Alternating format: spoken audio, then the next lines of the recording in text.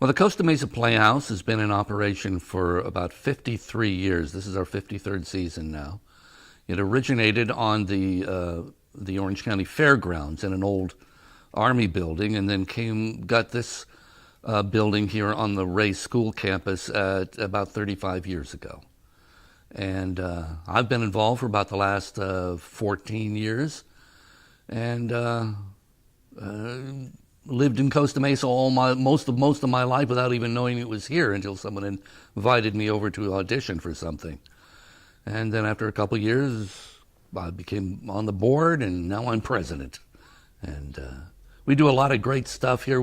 Our reputation is really built over the years. We do 5 shows a year, a couple of musicals and 3 non-musicals, and our reputation is really built. We have Real Women Have Curves now. That's going to be followed by a play called Yankee Tavern about 9/11 conspiracy theories. And then after the turn of the year, we will be doing A New Brain, which is a musical about a guy with a terminal disease, which should be funny. And following that, with the closing show of our season will be Sister Act. That's our big budget, audience-pleasing musical of the year.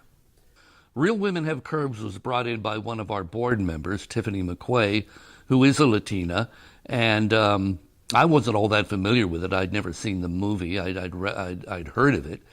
But when she brought it in and we read it, and we said, this would be great, and we need a Latina director for this. And our friend Jason Holland, who works at the Orange County Performing Arts Center and used to be president of the board here, knew Sarah and recommended her for the job. Well, I have over 20 plus years of experience in theater. I'm a professional director, playwright, and actor, and producer, and also a teaching artist. I've again have been with Breath of Fire since 2003. I work with a lot of other theater companies. I teach all over Orange County, again making theater accessible to our community. And being able to direct Real Women Have Curves is really exciting. It's a first time for Costa Mesa Playhouse, engaging with the Latino community currently in the area. And that's one of the things that I look to, is engaging with community that's using plays that are reflective of the community. Sarah is fantastic. She really understands everything about this world, because it's also a similar world she comes to. She's Latina. She grew up in Southern California, so she understands that. She definitely gets the relationships between sisters and mothers, since she herself is a sister and a mother and has a mother. She's really good at talking with actors and allowing you to discover things without telling you this is how you should discover it. So I really appreciate that as an actor myself.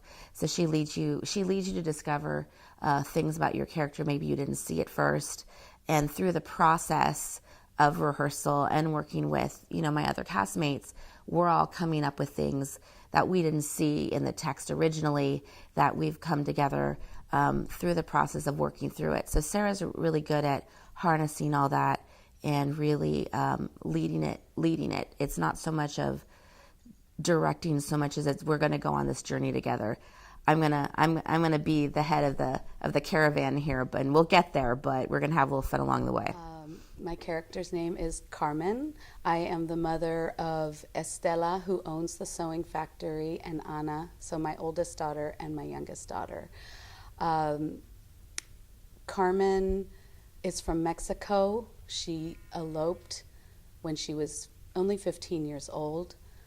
By the time she was her oldest daughter's age, she already had 8 children.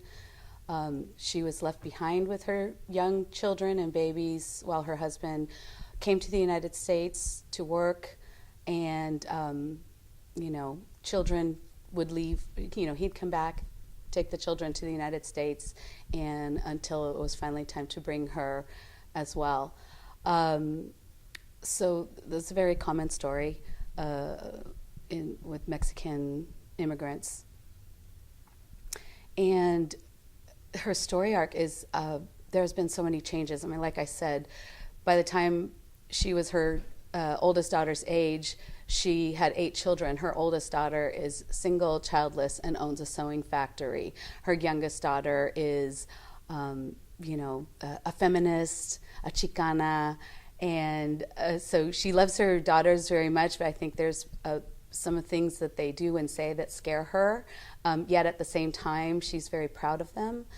And throughout the play, it was fun to feel her kind of let go of some of her fears and embrace some of this brave new world. So Anna is 18 and she doesn't want to be there.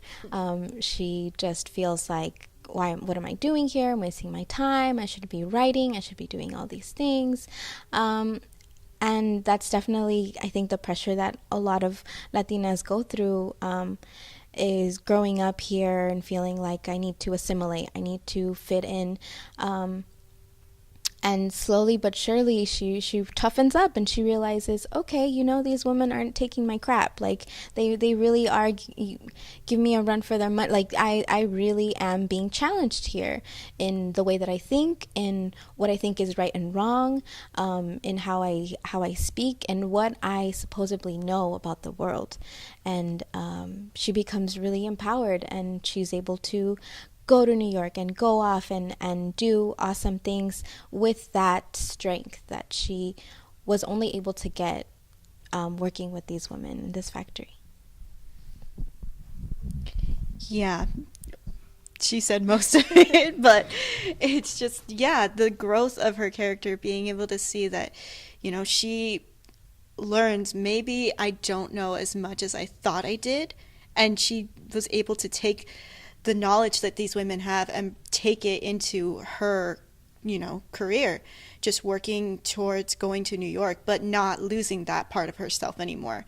She now realizes that that's a part of herself she can keep and just take with her and just, use to her advantage as well. So it's just beautiful to see that transformation, to see like her really realize that I can be both. It's not one or the other.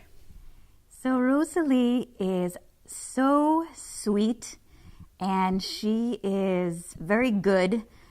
She's a team player in those moments where you just need someone to say, we can do this, everything's going to be all right. She is the one just cheering everyone on. And so she's a marvelous cheerleader for this group of women. And then Rosalie also has a big secret in the play, and she's very private. She doesn't, it takes time before Rosalie can say, this has been happening in my life, and so I think that, there's a moment in the play where the character Anna, the youngest character, says, Rosalie, you don't see yourself the way we see you. That's why you think you're fat. And so I think where Rosalie starts to grow and to really develop as a character is when she begins to see herself. And it happens more towards the end of the play, but she begins to really see herself, not just her physical self, but who she is as a woman and what she wants. And she's a work in progress, She doesn't magically, at the end of the play, become this perfectly balanced person. She's the one that's very innocently kind of asking, well, what's wrong with being a sex object? What's wrong with wanting to be thin and sexy? So, there are these big themes that the play kind of, hits you in the face with. And Rosalie is like, well, I'm not quite there yet, folks, but, I want to learn, explain this to me. And she has a lot of other questions that she asks too, which are a lot of fun. I play Estela Garcia, and Estela is the owner of the factory that all these women are working in. She is a romantic. She is not originally from America. She's from Mexico, and she came over with her family. And she is trying to really make something of herself. She really wants to be this independent woman. She really wants to be more than just someone who's looking for a husband. Although she does want that. She wants to find the love of her life. She wants to find someone who will see her as an equal and respect her for her intelligence. So she wants to be more than just a stereotype, whether it's a stereotype coming from family pressures or that of society. She just wants to be more. So she has this factory. She's really trying to kind of make her way in life. She needs a little help along the way, which she's got some family and friends working with her. And she's struggling. She's trying to figure it out, just like many, I think, small business owners are. And along the way, trying to find love and trying not to kill her sister and her mom or her friends because she loves them dearly, but they drive her crazy. So I think her character arc is you see her kind of in control. You see her lose control a little bit. You see her want to be in love, kind of fall in love. And then you see her you see her kind of hit a little low, like a rock bottom, but eventually she comes out the other end, and that's mainly because of the people supporting her and believing in her when she has trouble doing that for herself. The title alone, Real Women Have Curves, our idea of who we are and how we see ourselves, our body issues, how we eat or how we socialize with food, how we, the idea of diet, we're not good enough. You can't see yourself because of society, because society can't see you the way you or accept you. So there's a lot of body issues as one of the themes, and then also, of course, immigration. This play was written in the 80s, and it has gone through a couple of updates. The current draft that we're using was updated in 2015. And so there's definitely things that are reflective of that time because of our current administration and what's going on with immigration. There's definitely much more at stake. But I think it's important that this play is hitting on current topics, current issues, and then also just what women do or what women talk about when they're together. Not only about our parents, our weight, our diet, and the fact that they're dealing with immigration issues, but also just the things that naturally happen between women in working together.